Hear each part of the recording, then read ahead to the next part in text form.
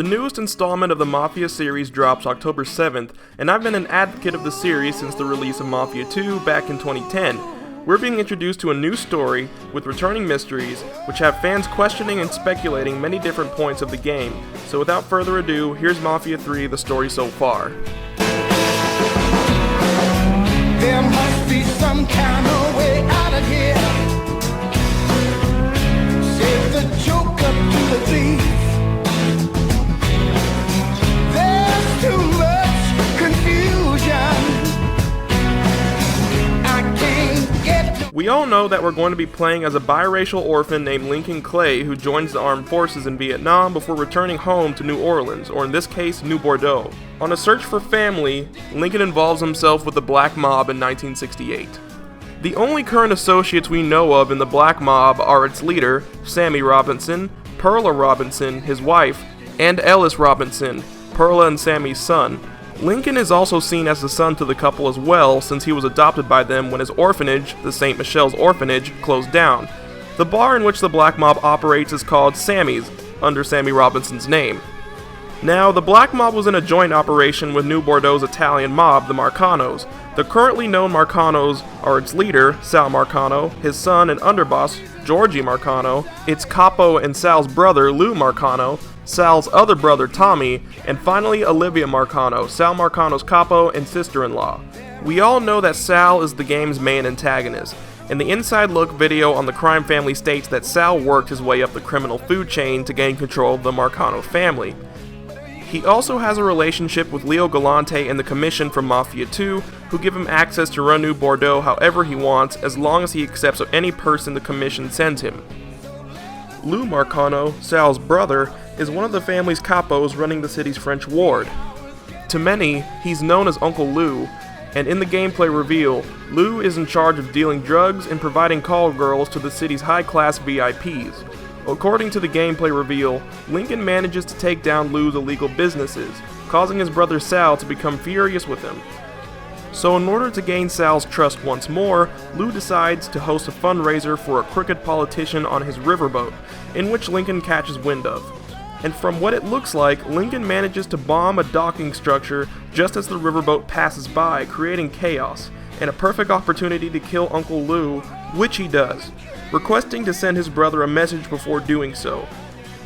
He is found bloodied and strung up on a statue with a sign around his neck reading, "Re-elect Jacobs." Georgie Marcano, being the son of the Marcano's Don, means that he'll be taking the reins as the new Marcano family leader once Sal passes. Georgie is described to be the most trusted ally of Sal's, young and ambitious, but has a very different view for the future of the Marcano crime family that doesn't exactly add up to his father's traditional vision. Tommy Marcano is lesser known, and that's probably because Lincoln killed him and left him to the gator in the bayou, according to the reveal trailer. But with the growing developments, it's starting to look like Tommy Marcano was the one that Vito was friends with that Sal Marcano sent to kill. This could be him in the trailer, telling Vito and Lincoln that he was only doing what Uncle Sal was telling him to do. And did you happen to notice that Tommy Marcano looks like he was replaced with Georgie Marcano as the one who burned down Sammy's bar after the massacre? It looks like they were both wearing similar shoes at the massacre, but it seems like Lincoln Clay was referencing Tommy when he was talking about the building being burned down. Just a funny thing I noticed. Olivia Marcano, on the other hand, looks like she plays a very important role in Mafia 3. Nothing is truly known about her just yet, other than the fact that she's both a capo in the Marcano family and Sal's sister-in-law.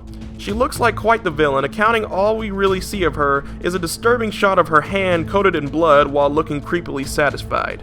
Picking up from the story, the heist trailer shows us that the Black Mob had a partnership with the Marcanos, as we see Lincoln Clay and Georgie Marcano working together to rob a Federal Reserve. Lincoln takes his cut of the money for the Black Mob while Georgie does the same for his family.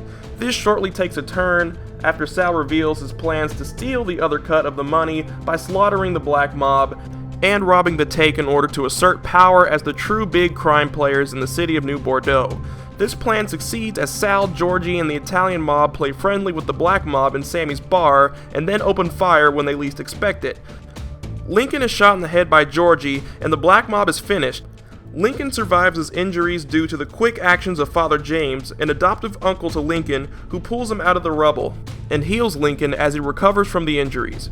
Being a priest, Father James offers Lincoln to follow the path of the righteous instead of look for revenge, which Lincoln refuses. And though Father James is disappointed, it looks like he'll be accompanying Lincoln during his vendetta to take down the Italian mob. It is after this decision that Lincoln Clay organizes his own crime family by retrieving 3 underbosses of his own with similar quarrels with Sal Marcano and his family.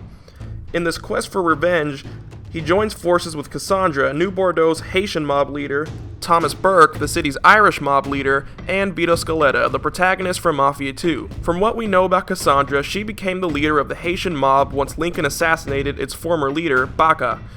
She's a mysterious character as she seems very in touch with the voodoo side of Louisiana. In fact, her other name is the Voodoo Queen.